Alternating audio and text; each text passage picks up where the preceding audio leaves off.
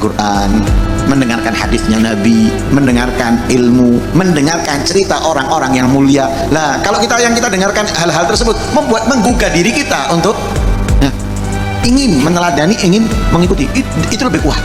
Nah, tapi kalau kita abaikan pandangan kita, telinga kita, ngelihat sembarangan, mendengarkan sembarangan, hanya sedikit kita mendengarkan kajian atau sebagainya, hasrat kita untuk kebaikan itu rendah. Nah, keinginan kita itu rendah. Tapi kalau kita sering melihat yang baik-baik, yang bagus-bagus, yang diridhoi oleh Allah, yang dicintai oleh Allah, mendengarkan pun seperti itu, hasrat kita untuk kebaikan itu kuat. Nah, sekarang kita tanyakan ke dalam diri kita masing-masing aja. Pasti jawabannya, saya kepingin istiqomah dalam kebaikan. Saya ingin ngikuti meneladani Nabi, saya ingin dekat dengan Nabi, pasti, mau nggak mau, namanya orang muslim mukmin, pasti. Tapi kenapa hal itu di realita kita ini lemah? Nah, ini dampaknya, mata dan telinga. Mata dan telinga. Ada orang Amerika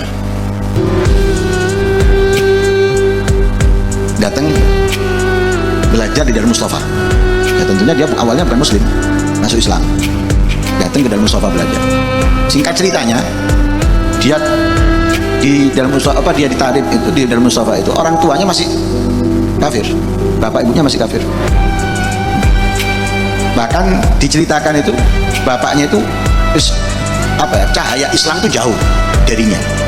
Tapi setelah datang jenguk anaknya, paling kok bahasa itu zaman sekarang ini bahaya,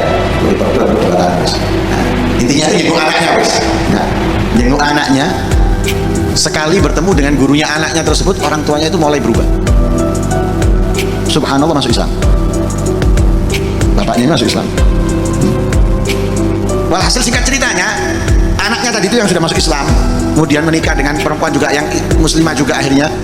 Itu ketika menikah, kemudian punya anaknya ini tinggalnya di Amerika.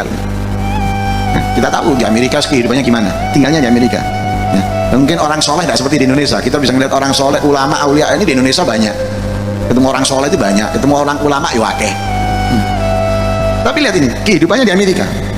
Tapi ketika di rumah, bapaknya ini yang diceritakan ke anaknya ini sesuatu yang hebat.